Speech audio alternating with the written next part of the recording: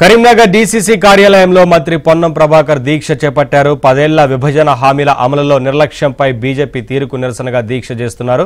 ప్రస్తుతం పొన్నం ప్రభాకర్ మాట్లాడుతున్నారు. ఇప్పుడు లైవ్ చూద్దాం.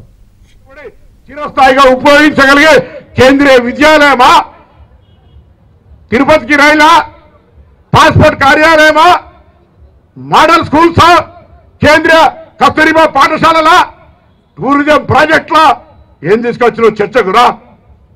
ఊకే పోయి అక్షింతలు ముట్టినాయా? ఉపాధి హామీ పని వచ్చిందా? ఎవరో చెప్తారు పెద్ద పెద్ద పుస్తకాలు కొట్టినామని.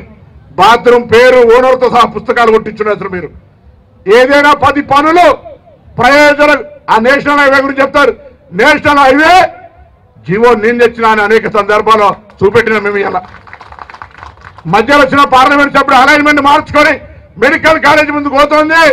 ఏ సిట్టింగ్ ఎంపీ నువ్వు ఇది కరెక్ట్ గా జగిత్యాల నుంచి కరీంనగర్ మీదుగా వరంగల్ పోవాలంటే రామగుండం రోడ్డు ఎక్కిపోతుంటే లాలూచి పడి నువ్వు ఇవాళ దాని రోడ్డును సరిగా మార్చలేని వ్యక్తి ఇవాళ అడుగుతా ఉన్నాం. కరీంనగర్ పార్లమెంట్ సభ్యుడు అంటే ఒక గౌరవం ఉండే, కానీ ఇలా ఆ గౌరవాన్ని దించే విధంగా నిన్ను అధ్యక్ష పదవి నుంచి తొలగించడానికి అవినీతే కారణమని రాష్ట్రంలో బీజేపీ నాయకత్వం కిషన్ రెడ్డితో సహా కోడే కూస్తా ఉన్నారు. దానికి జవాబు అంటే జవాబు చెప్పలేక ఏది పడితే అది మాట్లాడుతా ఉన్నాం. ఇలా వ్యక్తిగతమైన ఆరోపణలు అవసరంలే.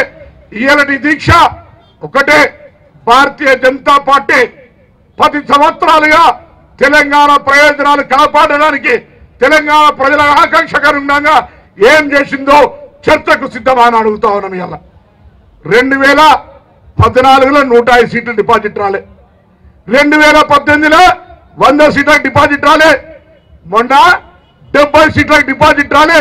వీళ్ళు పోటీ పడుతున్నట్ట. రాముని ఫోటోలు ఇయ్యాల కూడా అరే 10 సంవత్సరాలు ప్రధానమంత్రి నరేంద్ర మోడీ అయితే నరేంద్ర మోడీ ప్రజల కార్యక్రమాలు చేస్తుంటే నరేంద్ర మోడీ పేరు మీద ఓట్లాడుకుని, కానీ ఇప్పటికి కూడా రాముని కటౌటలు పెట్టుకొని వాళ్ళ కింద ఫోటోలు పెట్టుకొని రాముని ఫోటోలు ఇంటింటికి వచ్చుకుంటా అక్షింతలు ఇచ్చుకుంటా ఓట్లు అడుగుతున్నాయి. నరేంద్ర మోడీ ఫోటో లేకుండా మీ ప్రధానమంత్రి పరువు కింద దిగజారిపోయిందా? కాంగ్రెస్ పార్టీ ఈరోజు త్యాగాల పార్టీ.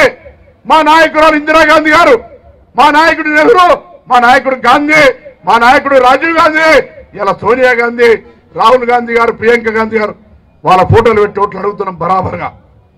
కాంగ్రెస్ పార్టీ ఈ దేశంలో దేశ ఐక్యత వరకు ప్రాణాలు అర్పించింది.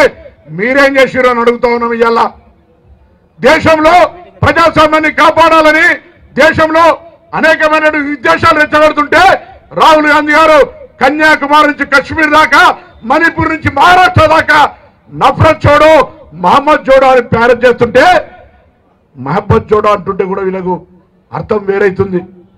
ప్రేమపూర్వకంగా ఈ దేశంలో అందరూ కలిసి ఉండడం ఇష్టం లేదు. అందుకే డాక్టర్ బాబాసాహెబ్ అంబేద్కర్ సాక్షిగా అందరం ప్రతిజ్ఞ పూని ఈ భారతదేశ రాజ్యాంగాన్ని కాపాడుకోవాలంటే రాబోయే కాలంలో ప్రజాస్వామికంగా అందరూ స్వేచ్ఛగా ఎవరి ఆకాంక్షలకు అనుగుణంగా వాళ్ళు పనిచేయాలంటే భారతదేశంలో ప్రజాస్వామ్యం కాపాడబడాలి.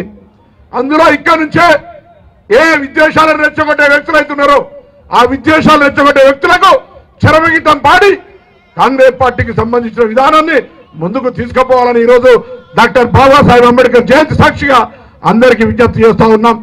ఈ దీక్ష ద్వారా భారతీయ జనతా పార్టీ నిజంగా చిత్తశుద్ధి ఉంటే రాజకీయపరమైనటువంటి ఆరోపణలు కాకుండా తెలంగాణ ప్రయోజనాల కొరకు తెలంగాణ రాష్ట్రం ఏర్పడిన తర్వాత ఈ ఫెడరల్ సిస్టంలో కేంద్రం నుంచి ఏమిచ్చింది తెలంగాణకు,